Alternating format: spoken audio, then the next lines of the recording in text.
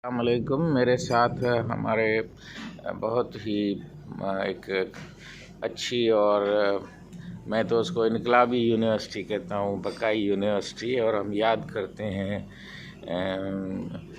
बकाई साहब को, उसकी एफ़र्ट्स को। उन्होंने सिंध के लोगों की खिदमत की है। सर अस्सलामुअलैकुम। वालेकुम अस्सलाम। सर आप अपना थोड़ा तारुफ़ कराएं। और आज लाहौर में हम हैं तो थोड़ा बताएं कि आज किसी सरकारी जनाब, जी। मेरा नाम प्रोफेसर लुत्फ़ इफ्तिखार है।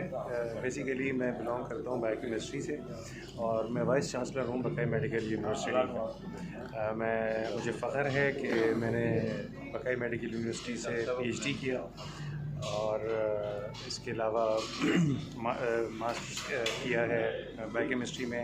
फिर सर्टिफाइड हेल्थ प्रोफेशनल एजुकेटर हूँ और उसके साथ साथ जैसे कि अभी सर ने फरमाया कि एक इनकलाबी यूनिवर्सिटी है तो definitely we are here to change the environment. नहीं, बड़ी मेहरबानी। मैं 2-3 मरतबा वहाँ एग्ज़ामिनर होके आया हूँ, तो बकाई साहब की सिंपलिसिटी और उसके बाद continuity of the vice chancellor is one of the role model in Pakistan and other university should learn. Sir MD CAT के सिलसिले में हमारे YouTube channel doctor Hussain Bakhsh Kolachi पे आजकल हम एक सीरीज़ चला रहे। ये जो क्राइसिस हुआ है, पहले तो इसकी कितनी ज़रूरत है, और क्योंकि हम जब पढ़ते थे तब ये टेस्टें नहीं थी, बोर्ड के एग्ज़ाम और यूनिवर्सिटी की डिस्क्रिशन पे होता था और स्मूथली एडमिशन्स होते थे, डॉक्टर्स निकलते थे। तो इस पे थोड़ा रोशनी डालें कि how you view this MD CAT, is it necessary and why these crisis are emerging.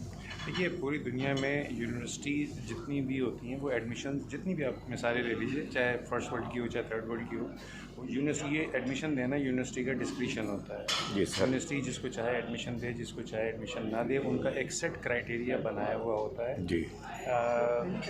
MD cat का जब शुरू में आया तो एक्चुअली कंसेप्ट अगर देखा जाए तो ये कंसेप्ट बकाई ने ही दिया था।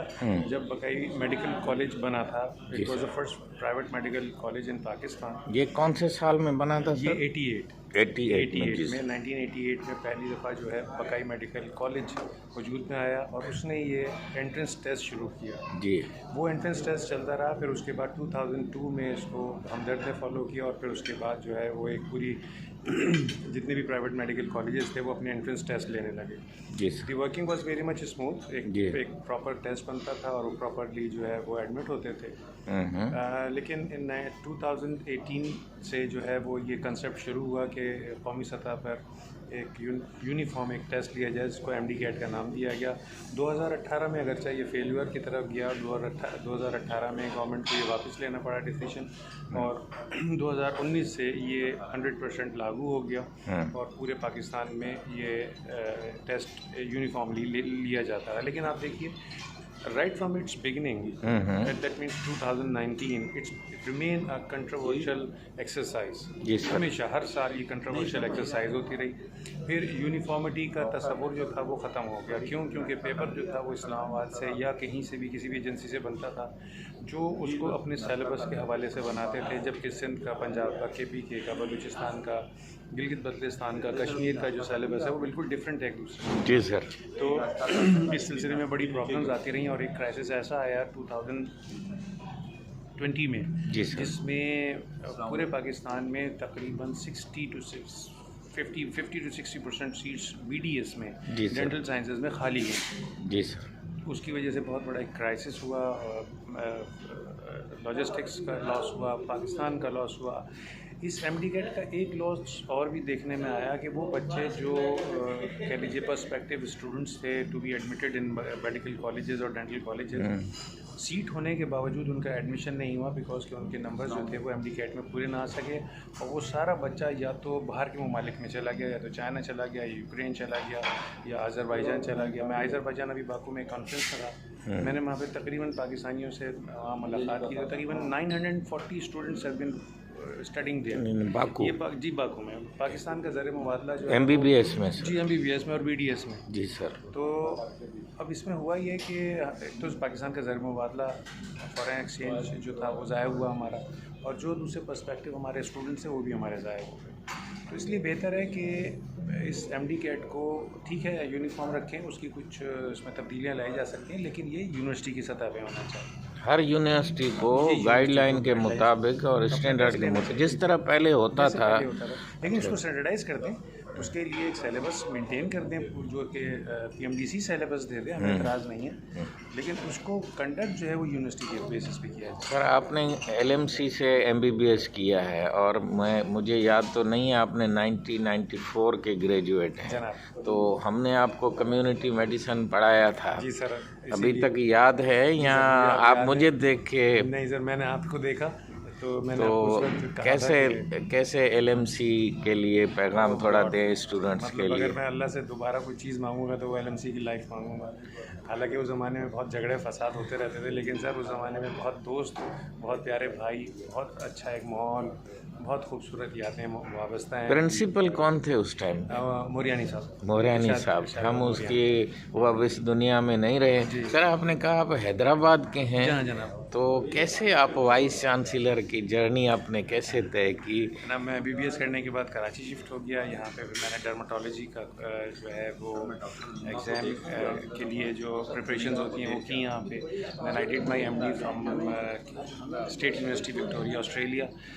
Then I came back Pakistan, started working there, और यहाँ पे बकाई मेडिकल यूनिवर्सिटी ज्वाइन किया, और फिर बकाई मेडिकल यूनिवर्सिटी में रहते हुए जेपीएमसी में एक इदारा होता है बीएमएसआई, जो ज़माने में वाहिद इदारा था सिविक लाहौर में, जो बेसिक में करवाता बेसिक मेडिकल साइंसेज में था। तो मैंने वहाँ पे बेसिक मेडिकल साइंसेज में उस ज़माने में बहुत शॉर्टेज थी, तो बड़े उसमें जो थे वो कह लीजिए कि फील्ड्स बहुत ओपन थी, और बहुत नुमाया इदारा था जी, एक ही इदारा था और बहुत ही फुल फ्लेज था। तो मैंने फिर वहाँ पे एडमिशन अल्हम्दुलिल्लाह मुझे मिल गया, दे ग्रांटेड मी एडमिशन। तो वहाँ से मैंने 2004 diploma in basic cosmetology from England, then I did my PhD, then I did my MBA in hospital management, then I did my certificate health professional education from बकाई।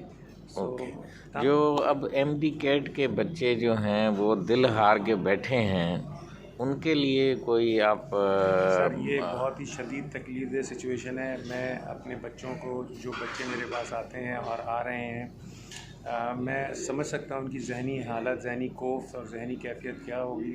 ज़ाहिर सी बात है, एक एग्ज़ाम उस बच्चे के ऊपर भी मेंटल टॉर्चर है जो पास कर चुका था, और उस बच्चे के लिए भी मेंटल टॉर्चर है जो फेल हो चुका था। मुझे नहीं पता इसका खमियाजा कौन भुगतेगा, उनकी साइको एनालिसिस कैसे होगी, साइकोलॉजिकल जो ब्लो लगा है उनके ऊपर वो कैसे सही होगा।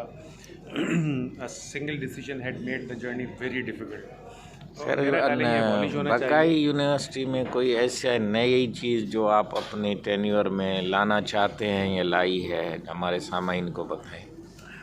जनाब अल्हम्दुलिल्लाह हमने पोस्ट ग्रेजुएशन में जो है वो मेडिकल एजुकेशन में शुरू कर दिया है। जी सर। और अब हम मास्टर डिग्री प्रोग्राम शुरू करने जा रहे हैं। इसी तरह से हम डेंटल साइंसेज में PhD साइंसेज PhD शुरू करने जा रहे हैं। हमारे यहाँ बहुत सारे शॉर्ट कोर्सेज़ हमने स्टार्ट कर दिए हैं जो उन बच्चों को कैटर कर रहे हैं जिनके एडमिशन्स बड़ी फील्ड्स में नहीं हो पाते हैं, जैसे MBBS है या फार्मेसी है या DPT है। तो हमने जो कह लीजिए कि जो टेक्नीशियन कोर्सेज़ हैं, टेक्नीशियंस, क्योंकि हमारे यहाँ पाकिस्तान में देखिए तो टेक्नीशियंस जो हैं वो क्वालिफाइड नहीं हैं एज सच। ज़्यादातर टेक्नीशियंस जो हैं वो तजर्बे की बुनियाद पर टेक्नीशियंस बने, तो हम उनको एजुकेट कर रहे हैं और हमारे पास बहुत सारे शॉर्ट कोर्सेज़ भी अवेलेबल हो गए हैं। सर आपकी बहुत शुक्रिया, आपने टाइम दिया। और लाहौर में हम 16 अक्टूबर 2023 को जो MD कैट के स्टूडेंट्स में हैं उनकी गाइडेंस के लिए ये हमारा एक छोटा सा वीडियो YouTube है, डॉक्टर हुसैन बख्श कोलाची, जिसमें हम उनकी गाइडेंस करते हैं। आपके इन ख्यालात से मैं समझता हूँ कि as a vice chancellor, as a top academician कुछ रहनुमाई बेहतर हुई होगी। Thank you very much. हमारा पूरा जोर रहा